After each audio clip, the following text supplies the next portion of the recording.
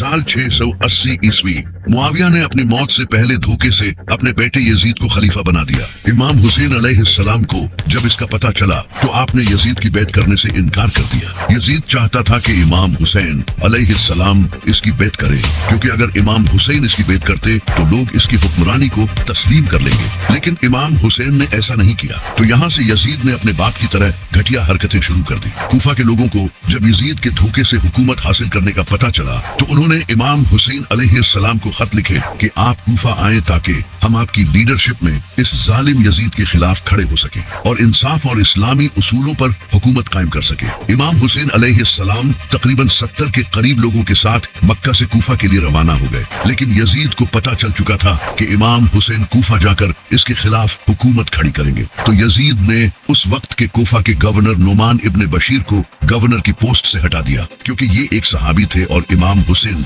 अलैहिस्सलाम की बहुत इज्जत करते थे। इनकी जगह इस जालिम ने उबैदुल्लाह इब्ने ज़ियाद को गवर्नर बना दिया। दूसरी तरफ जब इमाम हुसैन अलैहिस्सलाम कोफे की तरफ सफर कर रहे थे तो उबैदुल्लाह इब्ने ज़ियाद ने एक बड़ा लश्कर इमाम हुसैन की तरफ रवाना किया और आखिर 2 मुहर्रम को इस लश्कर का सामना इमाम हुसैन से रास्ते में ही एक जगह पर हुआ जिसका नाम है करबला। यजीद की इस फौज का लीडर अमर बिन साद था। इसने इमाम हुसैन को यजीद की बैत करने पर मजबूर किया, लेकिन इमाम हुसैन अलैहिस्सलाम ने कहा कि मैं किसी जालिम की बैत नहीं कर सकता। इसने इमाम हुसैन को धमकियां दी, लेकिन आप हक पर डटे रहे। कुछ दिनों बाद जब अमर बिन साद को पता चल गया कि इमाम हुसैन सरेंडर नहीं करेंगे तो इसने इमाम हुसैन अलैहिस्सलाम के काफिले का पानी बंद कर दिया और दरिया पर फौज खड़ी कर दी। इस दरिया का नाम दरियाए फुरात था, जिसे आज हम यूफ्रेट्स रिवर कहते हैं। ये वही दरिया है जिसके बारे में नबी अलैहिस्सलाम ने फरमाया था कि क़यामत से पहले इस दरिया से सोना निकलेगा और लोग इस पर लड़ते हुए मर जाएंगे। जब 7 मुहर्रम को इमाम हुसैन अलैहिस्सलाम के काफिले का पानी रोक दिया गया तो यहाँ से जुल्म की इंतहा शुरू हुई। उस वक्त करबला में तकरीबन 40 to 50 डिग्री टेम्परेचर था। इतनी गर्मी में अगर इंसान पेट भरकर भी पानी पी ले तो उसे ज्यादा से ज्यादा सिर्फ 2 से 3 घंटों तक प्यास नहीं लगेगी, लेकिन यहाँ तो पानी ही रोक दिया गया था। इमाम हुसैन अलैहिस्सलाम और इनके साथियों ने 4 दिन बगैर पानी के गुजारे। जैसे ही बगैर पानी पिए 24 घंटे गुजरते हैं तो इंसान को शदीद प्यास महसूस होती है, जिससे मुंह खुश्क होने लगता है और इंसान को थकावट होना शुरू हो जाती है और इसकी फिजिकल परफॉर्मेंस और बर्दाश्त कम होने लगती है।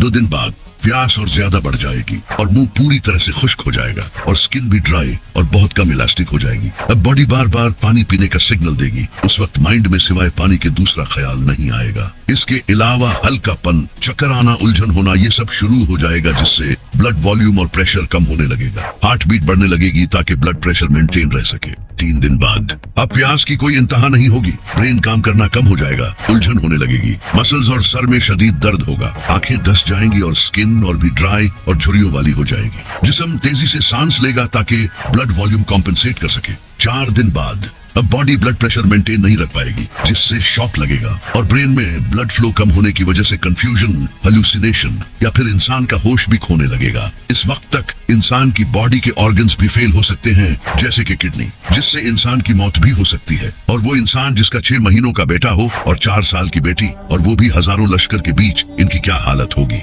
10 मुहर्रम के दिन इमाम हुसैन अलैहिस्सलाम के बेटे अली अकबर ने आपसे लश्कर का सामना करने की इजाजत मांगी। जनाबे अली अकबर इतने खूबसूरत थे कि इनकी माँ इन्हें पर्दे में रखती थी। आप नबी अलैहिस्सलाम के हम शक्ल थे। जैसे ही जनाबे अली अकबर मैदान में गए तो एक एक करके दुश्मनों को मारने लगे। जब अमर बिन साद ने ये देखा तो वो समझ गया कि ये अली का पोता है। इसने फौज को एक साथ हमला करने का हुक्म दिया और दूर से तीरंदाजों ने आप पर तीर बरसाए, जिससे जनाबे अली अकबर पर हर तरफ से हमला होने लगा और आप शहीद हो गए। जब इमाम हुसैन अलैहिस्सलाम जनाबे अली अकबर के पास आए तो आपने अली अकबर को देखकर कहा कि काश आज हजरत इब्राहिम अलैहिस्सलाम मेरे सामने होते, मैं उन्हें बताता कि आपने तो अपना एक बेटा कुर्बान किया था जबकि आपकी आंखों पर पट्टी बंधी थी, लेकिन देखें मैं किस तरह अपने बेटे कुर्बान कर रहा हूँ। जनाबे अली अकबर की शहादत के बाद इमाम हुसैन अपने दूसरे बेटे अली असगर को हाथ में उठाकर यजीदी लश्कर के पास गए और कहने लगे कि मेरे लिए न सही लेकिन कम से कम इस बच्चे के लिए तो पानी दे दो। लेकिन एक घटिया जालिम ने गले में तीर मारकर जनाब अली असगर को शहीद कर दिया। इस तरह इमाम हुसैन के दोनों बेटे अली अकबर और अली असगर शहीद हो गए, जिनके नाम आपने अपने बाबा अली के नाम पर रखे थे।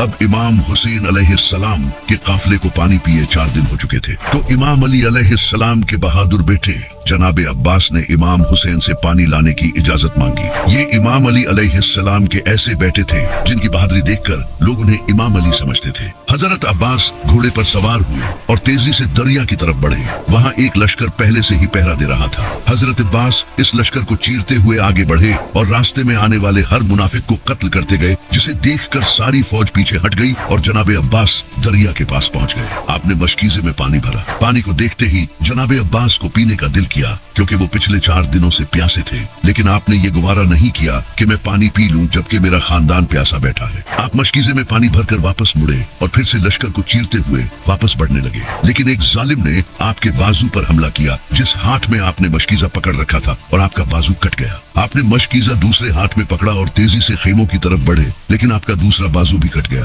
फिर आपने दांत से मशकीजा पकड़ा, लेकिन अफसोस आपके सर पर जालिमों ने तीर मारा, जिससे मशकीजे का सारा पानी बह गया। इमाम हुसैन जनाब अब्बास के पास आए तो जनाब अब्बास ने कहा, भाई मुझे माफ कर दे, मैं आपके लिए पानी न ला सका। और ये कहते ही आप शहीद हो गए। इमाम हुसैन अलैहिस्सलाम इतनी सख्त हालत में एक के बाद एक करके अपने प्यारों के जिस्म दफना रहे थे, और अब वो वक्त आ गया था जब ये शेर अकेला यजीदी लश्कर के सामने आया। इमाम हुसैन अलैहिस्सलाम के जिस्म पर जख्म थे और प्यास की शिद्दत में पूरी तरह टूट चुके थे। आपके हाथ में एक तलवार थी जिसका नाम था जुल्फिकार, वही तलवार जो पहले नबी अलैहिस्सलाम के पास थी, वही तलवार जो इमाम अली के पास थी, और अब यही तलवार इमाम हुसैन के पास थी। इमाम हुसैन तेजी से लश्कर की तरफ बढ़े और पूरा लश्कर चीरते गए। एक के बाद एक जालिम मरते गए। 4 दिन का प्यासा शेर इतनी बहादुरी से लड़ रहा था। जब अमर बिन साद ने ये देखा तो इसने कहा, ये अली का बेटा है, इससे दूर रहो और तीरों से इस पर हमला करो। पूरे लश्कर ने इमाम हुसैन अलैहिस्सलाम पर तीर बरसाए और आपका जिस्म मुबारक तीरों से भर गया।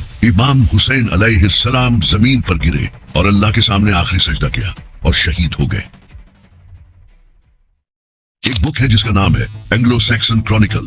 इस बुक को 9th सेंचुरी में वेसेक्स के किंगडम में लिखा गया था और इसे 1996 में इंग्लैंड में पब्लिश किया गया। इसमें हजरत ईसा अलैहिस्सलाम के दौर से लेकर ब्रिटेन में होने वाले तमाम इंपॉर्टेंट इंसिडेंट्स को लिखा गया है। इसी बुक के पेज नंबर 38 में एक अजीब सा वाकया लिखा है जो कि साल 685 ईस्वी में हुआ था। इस किताब में लिखा है कि इस साल आसमान से इतना खून बरसा के दूध और मक्खन तक खून में बदल गए। लेकिन आखिर इसके पीछे की वजह क्या है और ये क्यों हुआ था? इस किताब में लिखा है कि ये वाकया साल 685 ईस्वी में हुआ था। अगर इस्लामी कैलेंडर के हिसाब से देखा जाए तो ये इमाम हुसैन अलैहिस्सलाम की शहादत के बाद का टाइम है, और इसी साल ब्रिटेन में खून की बारिश हुई। इतनी बारिश के दूध और मक्खन तक खून में बदल गए। आसमान भी हुसैन के गम में खून के आंसू रोया था। इस वाकये का जिक्र सिर्फ इसी किताब में नहीं बल्कि इसके अलावा भी कई और ऐसी किताबें हैं जिनसे ये पता चलता है कि इमाम हुसैन की शहादत के बाद आसमान से खून बरसा था। जैसा कि सुन्नियों की इन सारी किताबों में ये लिखा है कि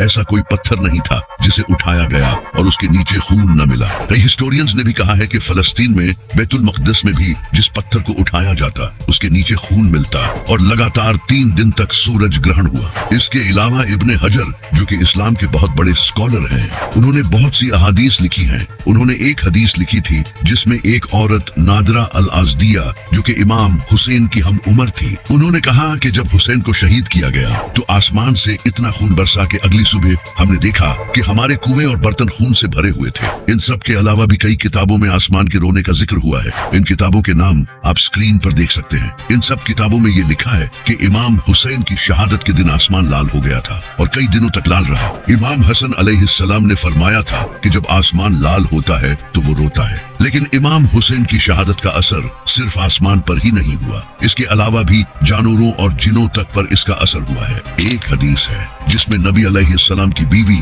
उम्मुल मोमिनीन उम्मे सलमा बयान करती हैं कि मैंने अपने कानों से जिनों को इमाम हुसैन की शहादत पर मातम करते सुना है। जिनों तक को इमाम हुसैन अलैहिस्सलाम की शहादत का सदमा लगा था